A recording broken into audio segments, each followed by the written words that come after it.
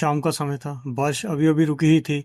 सड़क किनारे एक छोटा सा बस स्टॉप था और वहां बैठा था आर्यन। उसकी आंखों में थकान थी, चेहरे पे निराशा और दिल में बस एक ही सवाल, क्या मेरी मेहनत कभी रंग लाएगी?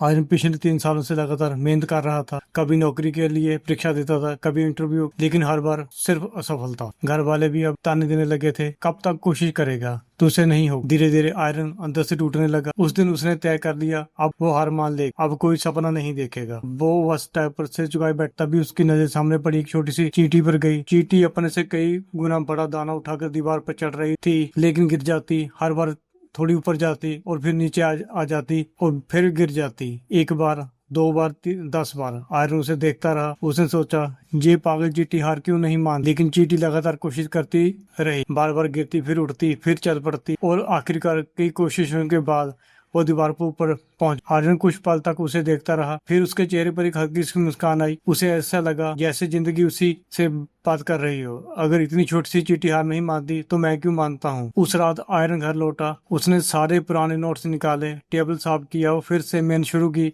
अब फर्क सिर्फ इतना था, पहले वो सफलता के लिए पढ़ता था, लेकिन अब खुद को साबित करने के लिए मेहनत कर रहा। दिन बीतते गए, मुश्किलें भी आई, थकान भी हुई, लेकिन इस बार उसने हार नहीं मानी। और फिर एक सुबह उसके फोन पर एक मैसेज आया, आप इंटरव्यू के लिए सिलेक्ट हो गए हो। और उनकी आंखों में आंसू निकल पड़े, लेकिन इस बार आंसू हार के नहीं, जीत के थे। उसने आसमान की तरफ देखा और धीरे से कहा, अगर उस दिन मैं हार मान ली होती तो आज मैं ये खुशी कभी नहीं मिल सीख। जिंदगी में कई बार ऐसा समय आता है जब सब कुछ खत्म होता हुआ लगता है, लेकिन याद रख, सबसे अंधेरी रात के बाद ही सबसे उजली सुबह आती है।